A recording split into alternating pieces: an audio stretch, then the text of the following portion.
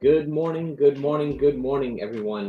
My name is Charles McNamara. For those who don't know me, I am the Director of Operations with Guardian Group Services. And today, I have a really good guest. This is actually the first agency that we have on the podcast. We'll talk a little bit about, who I have, what they're all about. Great organization, the Hope Program. The Hope Program does a lot of good in the community. They do a bunch of charity events. I had the pleasure of attending one recently. They have the Taste of Hope, Humor for Hope, Hustle for Hope, and the Ride for Hope. So we're going to talk a little bit about what they do and their mission statement. The Hope program, really, really good. We're going to talk about where they're located, what they do, all of the particulars. Today's guest is going to be joining us, Trey Michael. Good morning. How are you? Hey, good morning, Charles. It's a huge pleasure to be a part of this. Thank you so much for having me. I'm so excited. We talk often, we email probably, 50 times, and this is the first time we've had a chance to really get together and connect virtually. Yep, first time. So It's pretty crazy cool. how the effects of the pandemic is still looming on us, but it's huge pleasure to meet with you, Charles, and be a part of this. Awesome, awesome. So, Trey Michael, tell the people a little bit about you. I'm from Brooklyn, born and raised all my life. Where you from? Where'd you grow up? What'd you do? What are your hobbies? Tell the people a little bit about you and what you No, do. I appreciate it. Absolutely. So again, my name is Trey Michael Reed. You can call me Trey for short. One syllable, always easier to remember. I'm born and raised in New York. I grew up in the Bronx. So Bronx represent. But now I live in Brooklyn, which is great. So I'm currently the assistant director of business services and strategic partnerships. I've had the amazing pleasure of being with the Hope program for a little over 3.5 years. Prior to that, I started my career in workforce development with Grant Associates. It's funny because my partner was like, "Hey, I think you'd be great at workforce development." I'm like, "What is that?" So she's like, "You help people get jobs and kind of help get their career back on track." So I, took a chance and dove into it, and I fell in love, with this amazing sector since, and just be able to give back to the community I'm part of, New York City. That's it's super rewarding. But apart from that, I'm a first generation. My parents immigrated from Jamaica. I have a huge, huge, huge love for cooking, shopping, and sleeping. On a Sunday, I take 5-hour naps just so rejuvenate, get refreshed for the week. But apart from that, I'm just all about helping my community and just being able to help someone, help another. I always believe that this is a wonderful effect of getting people employed, getting people trained, and just be able to support their families, support their loved ones, and just get their life back on track. So I obviously work at Guardian Group Services. We're all about the training. We do everything right now, pretty much remote, virtually. There's one or two classes that we do in person, and we're continuing to grow. As I was preparing for today, I kind of wanted to focus the conversation on workforce development, skill sets. And I thought about my first job. I had like no training whatsoever. The first job I had was at a local movie theater. The early '90s, I made I think $5.50 an hour, which is kind of crazy to Nice. think about. And I was a teenager. I thought it was like the greatest thing. I got free movies, Mhm. free popcorn, a cool place to hang out, and kind of do something with myself in my teens. But I really didn't have any guidance until I started getting into trouble a little bit. I landed with a great program which kind of helped me get on the straight and narrow. And then I went into the military. But I think what you do, especially, is really important because you touch and help a lot of individuals in the community, get training and get skills. And we'll talk a little bit about that. We focus a lot on security, but I know that you do a lot as well. So can you talk a little bit about what types of industries and positions you help the Hope program with? Yeah, absolutely. It's a very good question. So here at the Hope program, we help hundreds of New Yorkers, whether they're interested in construction within the green economy, warehouse, porter maintenance, customer service, administrative assistant. I always say if there's a job you want, we could definitely help you achieve that. So we have 6 different cohorts. We have 5 cohorts that focus on within the green economy. We have an amazing program that's sponsored by the Small Business Services called Crew Rules. We have Intervine NYC, which helps our candidates get some horticulture, green construction experience in an adult. We have another program, Green and Cool HVAC, which we help our candidates get certified and also externships within the amazing and ever-growing HVAC field. We have our Sustainable South Bronx program, which has been around for quite some time.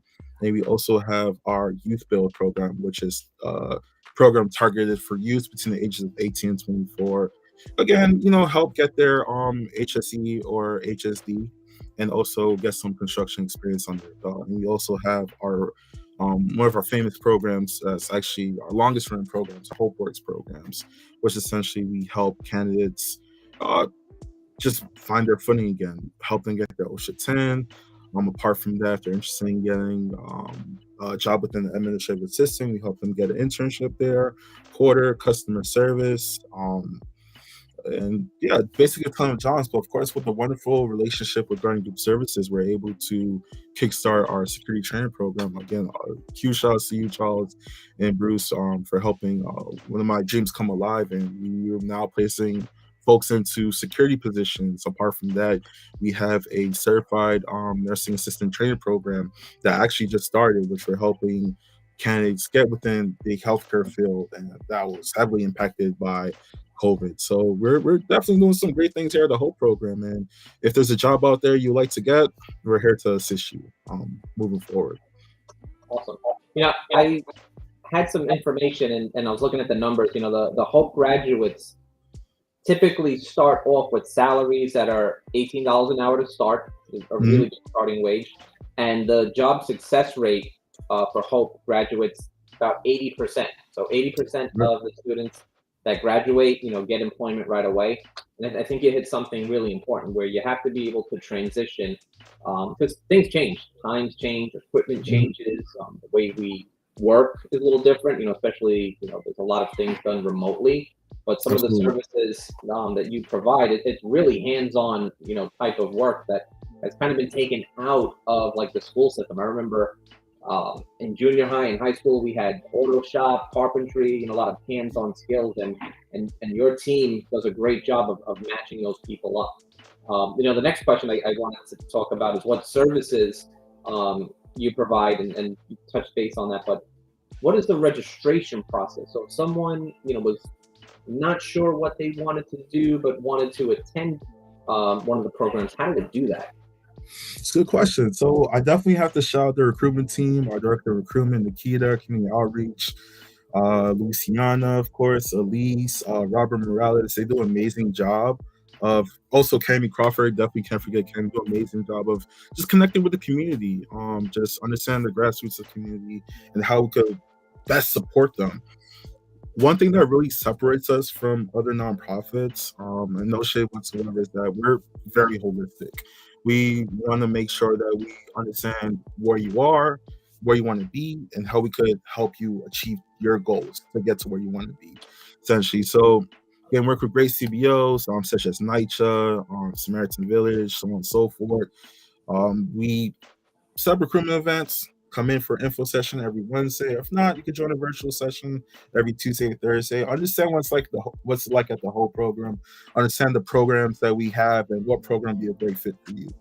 After that, show some interest. We'll let you know the dates. Set up another interview.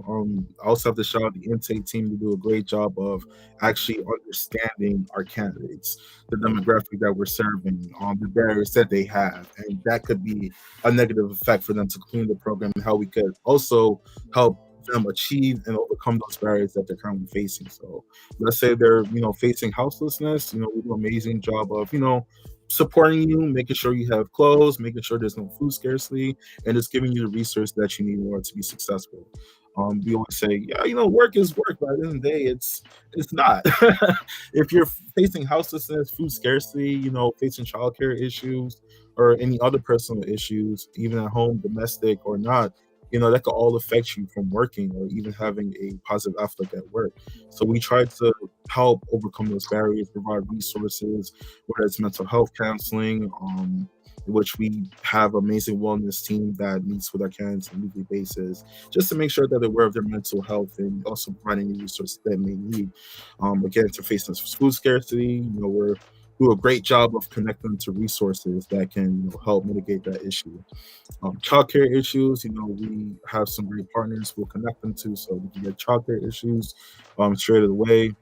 Apart from that, I say we do a really great job of just connecting holistically with our candidates and just making sure that they understand that a job, yes, is a job, but you have to make sure that all your other barriers are covered in order to be a successful person in the job. I can't imagine just not having childcare, and I have to work at 8 to 4. I just make sure that all my ducks are in a row, and that's definitely settled. So we just want to make sure our candidates are taken care of, not only by getting a job, but also any other issues that they may face. Yeah, I think that, preparing for this interview made me much more aware of the things outside of work that can Mhm. really impact someone working. We typically do our training classes 9 a.m. to 5 p.m. And there's been a lot of times where students say, like, I gotta leave, I gotta go at 2 o'clock, or I gotta leave at 3 o'clock, I got Mhm. pick up kids. And we tell them no problem, you can reschedule. But I know from the students I've spoke with from the Hope program, you guys do a good job of kind of catering to their schedules and their needs. And I think that's really important for employers to know as well. That you might have a certain shift, but how do we overcome those goals to best serve our employees and our clients and vendors and everybody within that process? And I think out of everybody that I've spoken to or worked with at the Hope program, they've been extremely accommodating, to help people along the way. And I know that you have a big team there, so I was a little curious to know how many people actually work with the Hope program and what are their qualifications and experience like. Because a lot of people have been there for a pretty good amount of time. Absolutely. We have people that have been in Hope Program for over 20 years, that sat in the same seat as our students.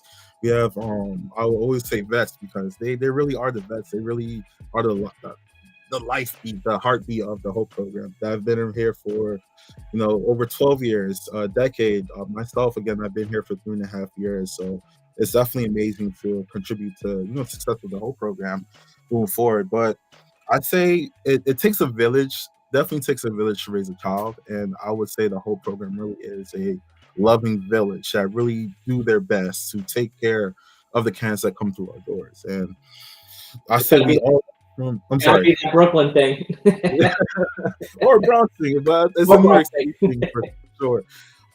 And one thing I say, I work with very talented, very smart people from our CPO, and the Chapman, to all of our directors. Everyone I work with is very talented and have some form of experience that helps uplifts our candidates' souls and spirit. Again, myself, I come from workforce development background. We have individuals that come from a mental health background, individuals that come from even a corporate background or music background as well. And again, one thing we really do a great job of is just relating to these people that we work with, to these people that we support. Again, my team, I work for the Employment Business Services team. I have a young lady who's in law school, right? And who would have thought that working in workforce development could be a goal of hers moving forward. We have an individual, one of our employment specialists. He comes from a mental health background. An individual again who was a student in the class and does an amazing did such an amazing job within the program that she became an employment specialist. Of course, throughout some steps, and yeah, I work with an amazing group of people. I always say this is a again, one of the jobs where I thoroughly love everyone I work with because they do such an amazing job and of supporting and just holding up the culture of the whole program and also just having everyone's back in. Just making sure we keep our mission statement alive and connecting people to employment, which is, the reason why we have our doors open. So I love everyone again. To the whole program family that's watching. I love y'all and just continue to do the amazing work that we're doing. I gotta say, when I went to the Taste of Hope, I really enjoyed myself. I thought it was going to be very, suit and tie and just very like everybody was so caring, loving from, I mean, literally everybody at the front door, checking in guests, running the tables, cleaning up. Everybody was so nice, so friendly. Mhm.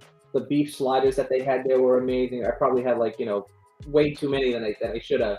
But one of the things that I think really stuck out, which is funny that you say that, the mission statement.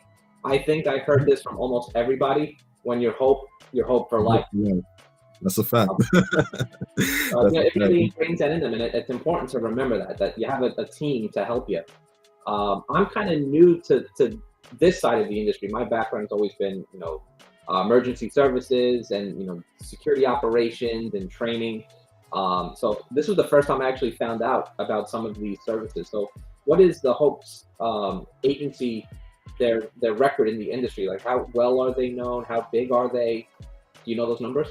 Yeah, absolutely. So we've been around since I believe 1984, so close to 40 years. And that definitely says a lot. Being a nonprofit in New York City, where there's hundreds of thousands of nonprofits doing the same mission that you're doing, and we're still having to be alive and growing in such a rapid rate, that definitely speaks for itself. But apart from that, since I've started here, we've been doing an amazing job. Even before I started, we've always been doing an amazing job.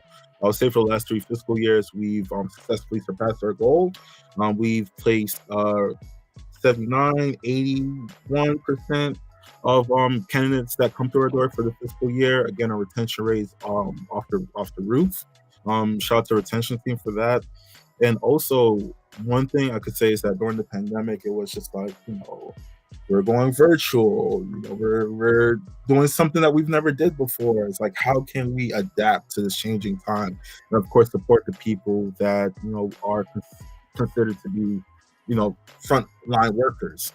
And we pivoted amazingly. We're able to still meet our placement goals, still meet our retention goals, and apart from that, the wage steadily increased for the past 3 fiscal years. So which was maybe $16 maybe 5 years ago is now over $18, Yeah. which is still higher than the average, not average, but still higher than the minimum wage in New York City. So we're doing an amazing job again.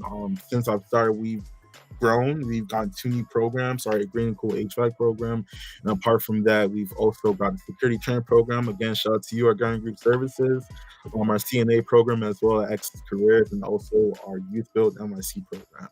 And Yeah, I think some of the training that we do does fall over into some other industries, like the CNA program. I always tell people, like, I'm a big believer in CPR and first aid. It's something I think Mhm. everybody should know. Hopefully, they don't have to use it, but if there's an emergency, they at least know how to respond until the professionals show up. So I'm glad that you're doing more training like that as well.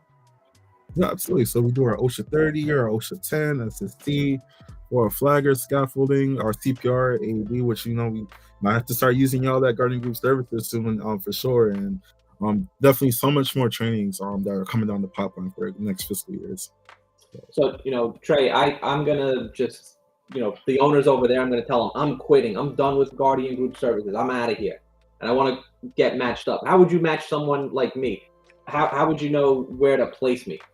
That's a very good question. And stay where you are right now, Charles. Oh, Again, you guys are doing an amazing job. I don't think Bruce will like that. But in all seriousness, we do an amazing job of matching our candidates to job opportunities. I always say every job you have is a stepping stone, right? Every job is going to lead into your dream career, whatever it is that you want to do, whatever it is that you're passionate about doing. But what stepping stones can we build to help land you there? So one thing that we've implemented at Hope program is we want to understand our candidates' short-term goals, smart goals, and their long-term goals, right? And we also want to understand their plan A, B, and C. I feel like no matter what we do in life, we need a plan A through Z. If something doesn't work out, we need a backup plan. Prior to working in workforce development, my background was in sales. So getting to workforce development was like a great stepping stone for me because I do have some of the transferable skills that we are looking for in this wonderful sector.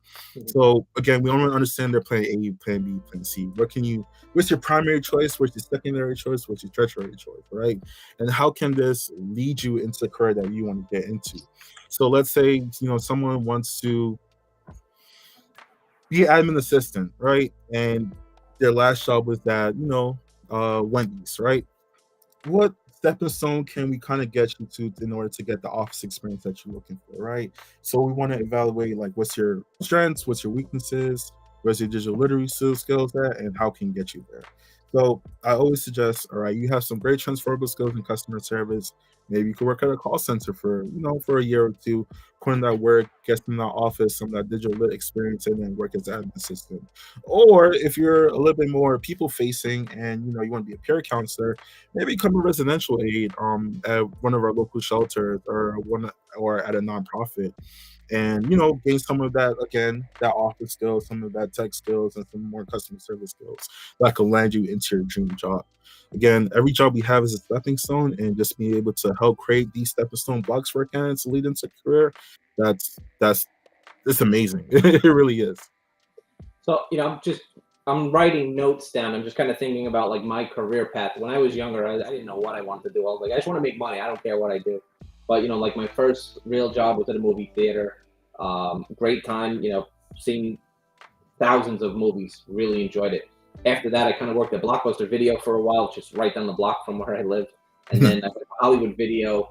So I really didn't know what I wanted to do, but I just wanted to work and always be able to have some kind of income. I look at it now, it's always been like the film and the movie stuff. I was really, really into that. And then I decided, you know what, I'm going to go to the military, kind of do that for a while. And then when I got out, I started to do security work. And from there, I literally tried to get every certification I could to just Mhm. upgrade my skills, learn different things, and just have a lot of different disciplines under my belt. I think about it now, as I was doing that and then became a trainer, I kind of fell back on the things I had seen and learned from, TV and film and movies, preparing, training videos and things together. So it's funny, you don't think about it at the time when you're younger, but the No, things no. that you do can really put you on a good career path. What was your first job? What did you do? Man, that's a good question. My first job was actually a camp counselor. 15, same age as you, Charles. I was a camp counselor with summer youth employment program. Nice. Um, they believed in me, gave me my first job. I was making 7.25 an hour. The most expensive thing I bought was a pair of True Religion jeans, which was 2 checks. But I grew up to not to kind of worry about the fancy things in life, but again, working as a summer camp counselor, that was a very rewarding, great experience that made me say, I like working with people. And believe it or not, my second job was actually at college. I was a retail worker for Hollister, and that was pretty interesting. And after that, I end up working as a seafood clerk for a supermarket, which was also three very different jobs again that all led into my current workforce development. So I always tell people 8 years ago, I was making minimum wage, working 2 jobs, just trying to support myself and my family, and it was difficult. But again, you just have to put in the work, put in the effort, and just know who you are, and just always visualize yourself as to where you want to be, as to where you want to end up. And I could tell you, never in my wildest dreams, I could picture myself in this position. I'm super grateful again to my family, to my partner, and to also everyone that's helped supporting me throughout this mission. Awesome. Really, it's funny, just had some flashbacks of how much money I've wasted on clothes that have never worn or didn't want to get messed up. It's pretty funny. And Macy's was like the go-to every Friday back in the day. Um, it still yeah. is. Oh my God, thousands of dollars just gone very, very quickly. We have a bunch of people who are watching. Thank you all for tuning in. If you have any questions, please feel free, type them in the comments. We'll try to get to them during the live or afterwards. It will be posted, so we will definitely try to get back to you with all of those questions. I think a big thing that comes up, it kind of ties into this question. Are there any limitations or restrictions on the types of job opportunities the agency can offer? You do a lot with a lot of different people. Sometimes Mhm. people kind of, step on their own foot and discourage themselves before they even get a chance to be at the table. So let's kind of go over those things because I know that you and your team do a great job. We try to explain this to individuals as well. Ask. You don't know unless you've got to ask, right? So what Absolutely. type of things typically come up in that field for you? No, these are all really great questions, Charles. And that's what you said earlier. We do have a motto once your hope for life. And we really do want to support individuals and their growth, of course, and their success as well.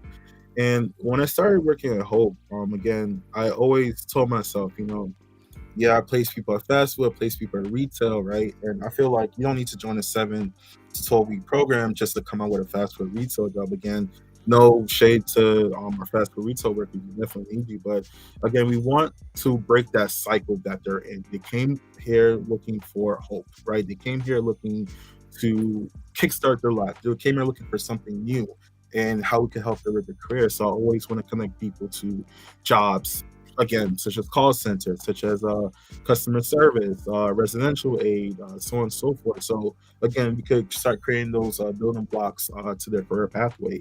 But I wouldn't say there are any restrictions or limitations. Again, we work with people with all different backgrounds. No matter as long as you're 18 and older, as long as you want to be a part of the program, we're willing to work with you. So again, we work with people who, may have a touch with the criminal justice system. No worries. We have jobs that are background friendly that they understand, or we work with big companies that, will love to work with individuals who are, trying to reset their life. Again, we work with individuals who, want strictly overnight shifts. Not a problem. We'll get you overnight shift. And again, we got a shout out to Guardian Group Services for creating a security program to offer those overnight shifts into jobs that, again, will let them be successful. During the pandemic, everyone wanted a remote job. I must admit, I still want a remote job. I love this hybrid policy to an extent, but we were working with contact tracer positions, other call centers that offer remote jobs. So individuals could want to take care of their family, stay in the comfort of their own homes, and just continue to be a successful member of society. So there are no limitations, no restrictions. We just don't want to set you up with an opportunity to get on your own. We want to be sure that we can help you on your career pathway. And again, that's literally why we want to invest in security, because security is one of those jobs where you can have a successful career pathway in a short time. You don't need a college degree or anything of that nature. You just need to put in the time, get the certifications similar to what you did, Charles, in order to be successful. And again, within 3 years, you get your FSLD or FLSD, and you could be making $27 an hour minimum, which Mm-hmm. is great. That's definitely some great money for folks that were making minimum wage, let's say 3 years ago. So we just want to be sure to, again, limit those restrictions, give you the self-confidence that you're looking for, the motivation that you're looking for, and help get you back on the right path. I think especially during the pandemic was a good eye opener for a lot of people, Mhm. where a lot of people had that luxury of working from home. Yep.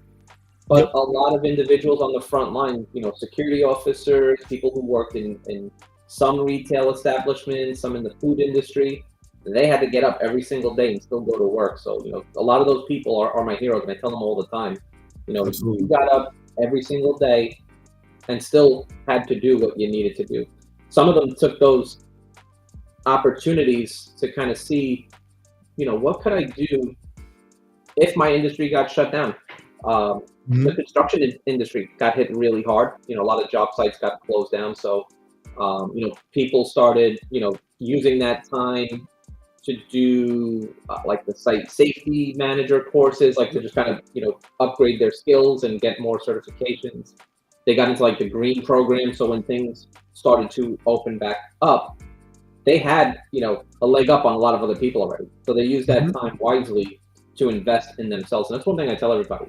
You may not need that training now or that license now, but what about a month from now, a year from now, something happens, you have that notch on your belt, your boxes checked off on a resume, if you will. You kind of have things Absolutely. that'll lead you to the next thing. So that's one of the great things I know that you do with the green energy program, Yep. cool roofs and stuff like that. Tell the people a little bit about that, 'cause that's really, I thought it was cool. I ran into a few kids at the whole program. They talked my ear off, but it was a really cool program. It's just nice to see, young folks out there, 18, $19 an hour, 18 years old, making like $30 an hour. I thought that was so cool. Oh yes, absolutely. So we do have again a couple programs that are focused within the green economy network. So Kurus, which was kickstarted by Mayor De Blasio a couple years ago, it was to sort of invest within this new sector, invest fundings. And one thing our great candidates like Kurus do is that they paint a very thin layer of coating, protective layer of coating to keep buildings cooler in the summertime, warm in the wintertime. Fun fact, my last building I used to live in is actually a building painted by Kurus. So we're paying our candidates at a a pretty decent wage, and also getting them the certifications that they need in order to work in construction and transferable skills as well. And our one thing I could definitely say, our employer partners, they love our Kurus program. Not to, talk bad about our other programs, which they all love, but Kurus, it really stands out because they're actually making the environment better for us. They're actually doing this great work and getting some great skills as well, and great pay as well. So definitely shout out to Kurus for sure. Yeah, they some may think, oh, I'm just painting a roof, but you're really learning a couple of other different things Mhm. along the way. I Absolutely. wanted to share a video that you shared with me. I want to take a moment and kind of show that. It's about a 3 minute video. And we'll talk a little bit about some of the really good success stories in the industry. So I'm going to kick that off right now.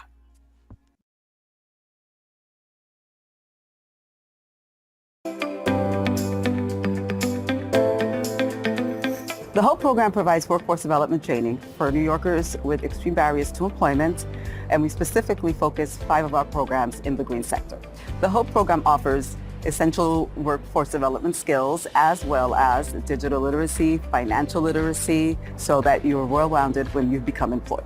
HOPE is different from other programs that I've been part of because they care not only about you getting a job, but they care about your mental stability. They care about your wellness. That is a step up. HOPE's mantra is work, grow, sustain. Work to me is what I do every day by helping my clients get jobs as well. We are very proud at the HOPE program that up to 80% of our graduates become employed and retain their jobs for a year or more. A lot of the skills I've learned here at HOPE, I can implement into any time of my life, and it's a great way to better my experience of living. If anybody asks if HOPE is the program to join, I would tell them absolutely. They check up on you and they make sure that you're getting all that you need to advance in your career. The instructors that I've had here at HOPE are all very encouraging people. They push me to succeed each and every day, and I feel like with HOPE supporting me, it's a future that I can achieve. What I love the most about HOPE is our Hope for Life model. It helps students and graduates anywhere in their career and their life. When you're HOPE, you're HOPE for life. When you are HOPE, you are HOPE for life. When you're HOPE, you're HOPE for life. When you're HOPE, you're HOPE for life. When you're HOPE, you're HOPE for life.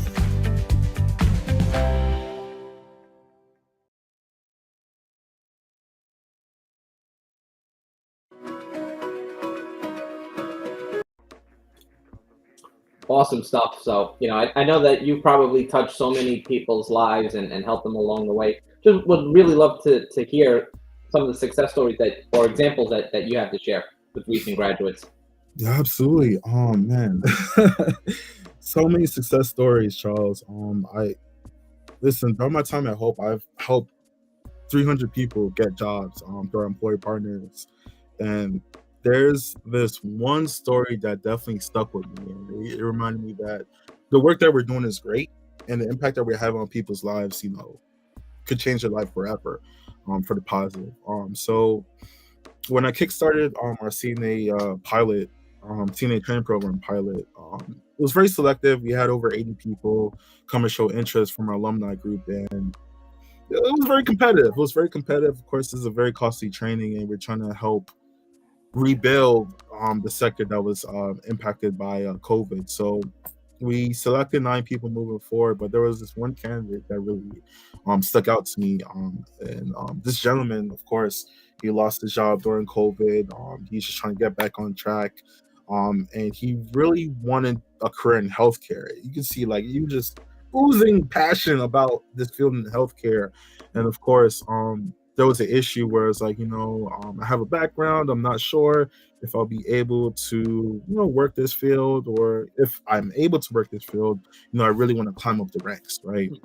And this is what this gentleman did. He invested his time into this healthcare program. He was a first one to complete it, first one to pass his test.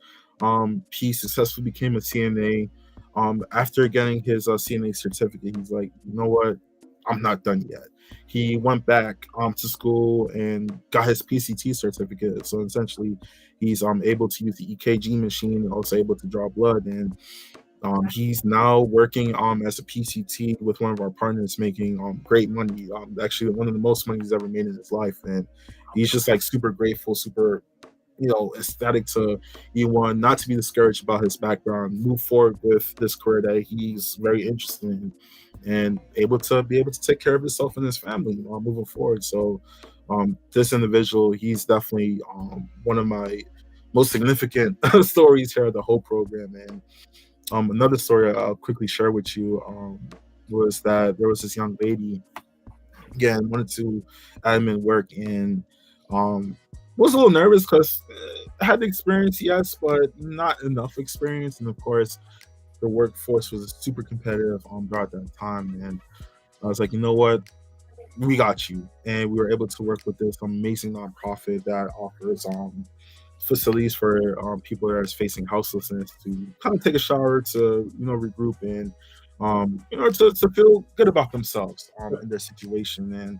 And this individual was able to land a position with them. The only person I referred to them got hired within that same week. Well, I was making $26 an hour. I was like, oh man, that's more money than my last job. So it's just being able to help someone achieve their goal or achieve that certain money that they're looking for, and just to be able to help the society that we're part of and help the community. I always feel like once you place a person in a job, you're just giving back to community and just spreading the good news about the whole program and the lives that we're changing on a daily basis. And again, there's so many other great stories, but those two stories always it motivates me in the work that I do. One thing, it's funny, today of all days, Guardian Group Services is putting together a little pilot program. So we have taken 25 of our recent students from different programs, from workforce programs, all throughout the city.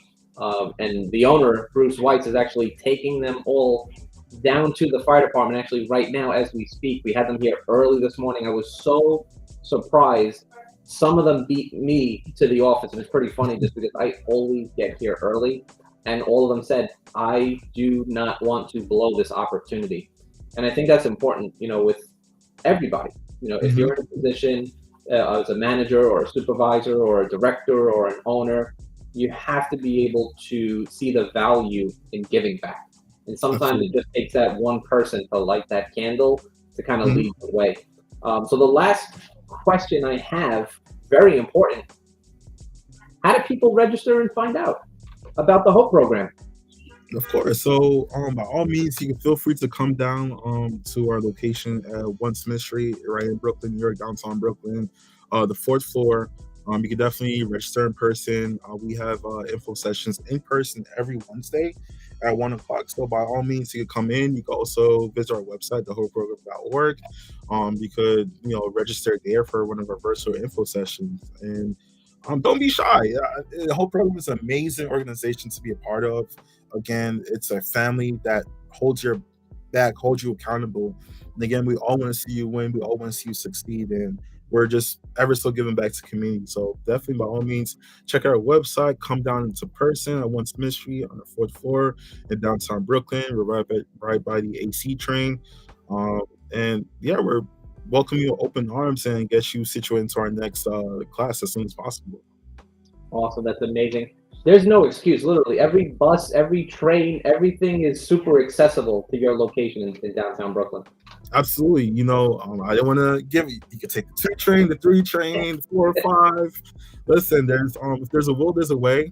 Make it down here. And again, we got your back. We're here to see you succeed. So if you're looking for that change, you're not quite sure, come down, just hear us out, hear our info session, hear the stories from one of our graduates. And again, we're here to change your life for the best. Again, always saying one hand wash the others, but two hands wash your face. So if you work with us, we'll be willing to give you 110%.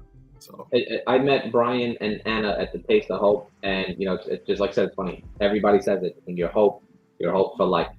Trey, thank you so much for today. I was really looking forward to this. Like I said, you jumped right onto this. I truly appreciate it. I'm that pushy person, like, hey, let's go. I'm always going 110%, but thank you so much. I really do appreciate you doing this with me today. Looking forward to many more and helping many individuals. Absolutely, Anything you want to say before we close out? No, again, Charles, Guardian Group Services family, a whole program family, thank you so much for this amazing opportunity. It was a huge pleasure being a part of this. Again, like I told y'all, you're a big motivation as to why I'm at where I'm at now at the whole program. So again, shout out to you, Charles, to you, Bruce. Keep doing amazing work with in the community. And if there's anything I could do to assist Guardian Group Services, by all means, I'm here to support the whole program. Let's keep rocking and let's keep doing great things. We have a strong strategic plan ahead of us, and let's continue to support New Yorkers and support the family. So I always say your hope for life is to come join the family and let's be a part of this great change. And again, it was a huge pleasure, immense pleasure, and I really support everything that you guys are doing. I look forward to this continued partnership and the whole program's partnership with y'all at GGS for sure. Thank you so much. Trey, Michael, have a great day. Enjoy your weekend. We'll be staying in touch. We both have to go to work. We've got a lot of work on our plates today. It's a half day for me, so I'm gonna take it. I gotta run to the fire department and go meet up with the owner. Otherwise, he's just gonna, kick me down the street. And I got a list to send to you, Charles, with some great people who are signing up with their security training program. Again, amazing. Highly recommend working with GGS. So thank you so much. Have a great day. You as well, Charles. Take care.